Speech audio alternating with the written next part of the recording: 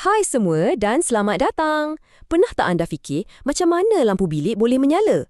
Atau macam mana telefon kita boleh dicas? Hari ini kita akan terokai dunia tenaga yang sangat hebat, terutamanya tentang tenaga boleh baharu dan kenapa ia super penting untuk planet kita.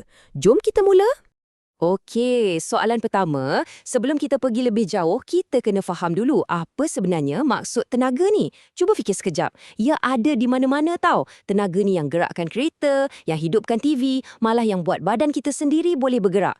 Sebenarnya, jawapannya mudah je. Tenaga ialah keupayaan untuk melakukan kerja. Macam kita perlukan tenaga dari makanan untuk berlari dan bermain.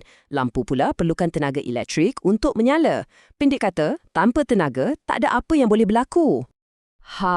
Dan dekat sinilah ceritanya jadi lagi menarik. Secara asasnya, tenaga ni ada dua kumpulan besar.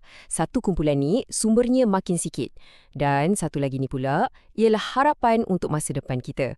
Jom kita tengok apa beza kedua-duanya. Okey, di sebelah sini kita ada tenaga tidak boleh baharu. Bayangkan ia macam bateri guna buang. Bila dah habis, habislah. Tak boleh cas balik. Di sebelah sana pula kita ada wira kita, tenaga boleh baharu. Yang ini sumbernya takkan habis dan paling best ia bantu selamatkan bumi kita. Baiklah, jom kita mulakan dengan bahagian 1, tenaga yang akan habis. Ya, anda tak salah dengar. Ada jenis tenaga yang seolah-olah ada tarikh luput. Kita dah guna tenaga ni sejak sekian lama, tapi masalahnya, bekalannya makin berkurangan. Mari kita kenal pasti apa dia sumber-sumber ni. Kita tengah bercakap pasal benda yang kita biasa guna, macam petrol untuk kereta, gas untuk memasak dan arang batu untuk jana elektrik. Semua ini datang dari bahan api fosil yang ambil masa berjuta-juta tahun untuk terbentuk. Jadi bila kita dah guna, ia tak boleh diganti dengan cepat. Dan inilah isu utamanya. Sumber-sumber ni tak akan kekal untuk selamanya. Kalau kita terus-menerus bergantung padanya, satu hari nanti ia akan habis, betul-betul habis. Sebab itulah kita kena mula cari wira-wira tenaga yang baru. Tapi jangan risau, sekarang kita masuk ke berita baik. Selamat datang ke bahagian 2, tenaga selamatkan bumi. Dah tiba masanya untuk kita berkenalan dengan wira-wira sebenar dalam dunia tenaga. Sumber-sumber yang bersih, sangat kuat dan yang paling penting, tak akan pernah habis.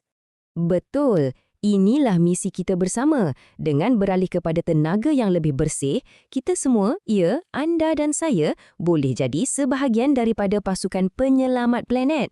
Setiap langkah kecil yang kita ambil akan memberi kesan yang sangat besar.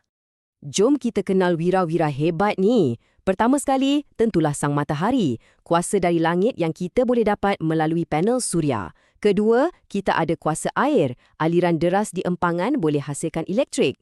Lepas tu, jangan lupa, kuasa angin yang memutarkan kincir-kincir angin gergasi. Yang ni pula special sikit, geoterma, kita guna haba panas dari bawah tanah.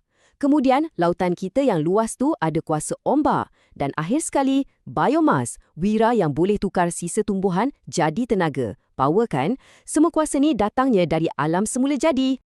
Okey, kita dah kenal semua wira-wira tenaga kita. Sekarang, kita dah sampai ke bahagian yang paling mustahak. Bahagian 3, masa depan di tangan kita. Sebabnya, setiap pilihan yang kita buat hari ini akan menentukan nasib dunia kita pada masa akan datang. Jadi, kenapa kita kena sokong wira-wira tenaga ni? Ada 3 sebab utama. Pertama, ia takkan habis, matahari akan sentiasa ada, angin akan sentiasa bertiup. Kedua, ia lebih bersih. Ini bermakna kurang pencemaran dan bumi kita akan jadi lebih sihat. Dan ketiga, yang paling penting sekali, ini semua untuk masa depan. Untuk kita dan untuk generasi selepas kita. Inilah mesej paling penting untuk hari ini. Tak kisahlah tenaga tu datang dari mana, kita semua ada peranan masing-masing. Dengan guna tenaga secara cermat, macam tutup suis lampu bila keluar bilik atau cabut pengecas bila tak guna, kita semua boleh jadi wira tenaga dalam cara kita sendiri. Setiap tindakan kecil tu sangat bermakna. Sebagai penutup, saya ada satu soalan untuk anda. Daripada semua wira tenaga yang hebat tadi, matahari, air, angin, geoterma, ombak atau biomas, yang mana satu pilihan hati anda? Fikir-fikirkanlah dan teruskan belajar tentang dunia tenaga yang menakjubkan ini. Terima kasih kerana sudi mendengar. Jumpa lagi.